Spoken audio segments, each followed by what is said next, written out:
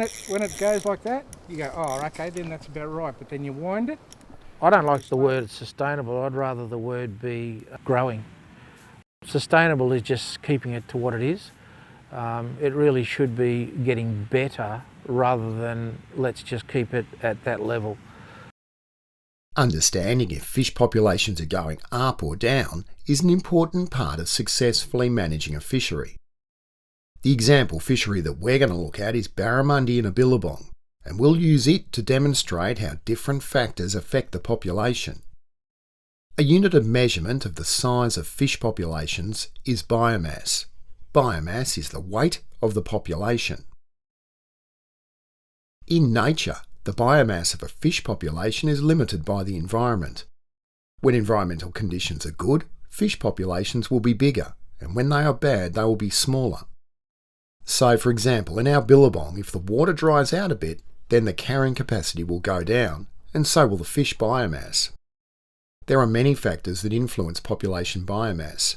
The main factors, though, are recruitment, growth, immigration, emigration, natural mortality, and fishing mortality. It's the relative strength of each of these factors that determines if fish population biomass goes up or down. Recruitment, growth and emigration will act to increase fish populations, whereas emigration, natural mortality and fishing mortality will act to reduce fish populations. Fisheries scientists aim to measure these factors to better understand changes in biomass. Traditional owners have always monitored fish populations, but in different ways and through connection to country.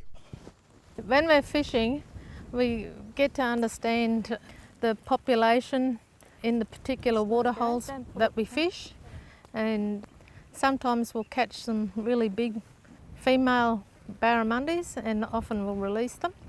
Other times, other years, we don't catch very many at all. We might catch some of the smaller size barramundis and attendee. Fishery scientists don't have the same connection to country as traditional owners, who have gained knowledge of their local waterways over tens of thousands of years. Instead, scientists rely on measuring the factors which then inform the population assessment. Let's take a closer look at each of the factors and how they affect population biomass. Recruitment is the number of small fish that survive and are available to be caught. Recruitment varies depending on the species of fish, environmental conditions and the number and size of breeding individuals. So for example, in our billabong, a single barramundi is capable of producing more than 10 million eggs. In a good season where there are a lot of breeders and conditions are right, recruitment will be high and population biomass will go up. So when we see those fingerlings, for me, I get very happy to see them because it tells me that those big females are producing productive eggs to get the fingerlings. There's a lot of predators in the water these days. This is called eating the fat off the country. Fish growth is the next factor that affects biomass, and it varies from species to species. Returning to our billabong, barramundi go through a range of growth stages to reach adulthood. We have 3 categories for the different size barramundi. Attendee, which is the little ones. Amadi, which is 75 centimetre ones when they're still males. When they change from male to female, and then we call it a mulwood. At each stage, the barramundi are getting larger and heavier, which adds to the biomass of our billabong fish population. The next factor to look at is immigration. In the river, there's like families or groups of blackfish in the river, which are a different colour. They're a resident blackfish, and they're sort of like the family groups all through the river system. But then you go and get what we call the travellers, or the silver bronze blackfish, which run up the coast, and then they go into spawn. And when they go in, there's hundreds, thousands of these fish which come in.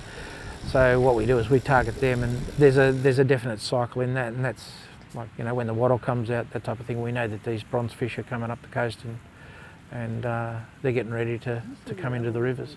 This is an example of seasonal immigration, where fish move from ocean waters into rivers to breed. The result is that the biomass of the local fish population in the river increases during this period. In our billabong, immigration into the fish population can happen as a result of the rainy season connecting the billabong with the river.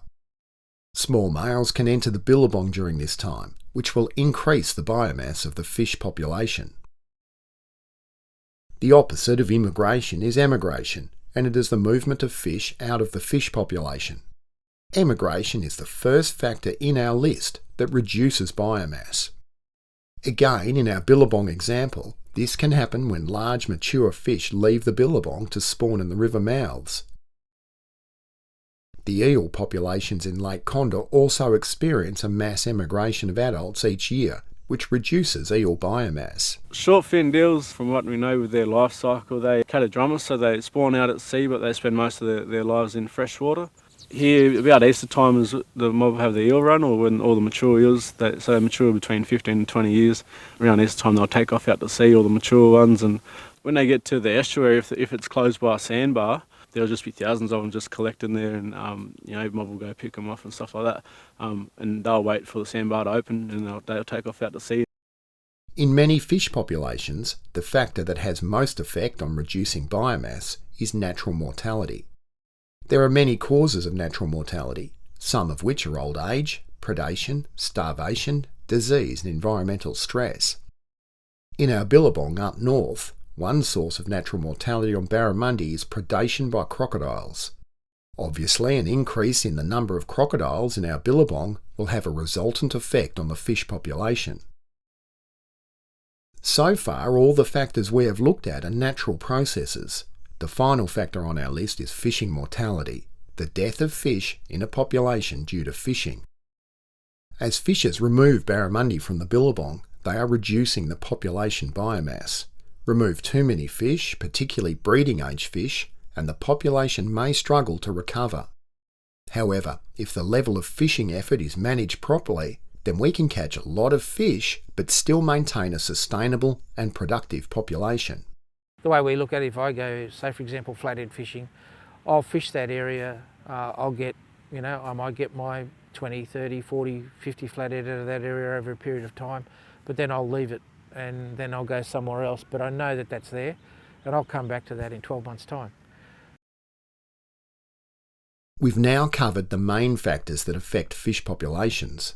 As you can see, some factors, including recruitment, growth and immigration, act to increase population biomass, whereas emigration, natural mortality and fishing mortality act to decrease population biomass. It's the balance of these variables that determines if the population is going up or down. Fishing mortality is the one factor that can be modified by fisheries managers to adjust population biomass. In our next video, we'll look at the processes managers use to monitor, assess and regulate fishing mortality.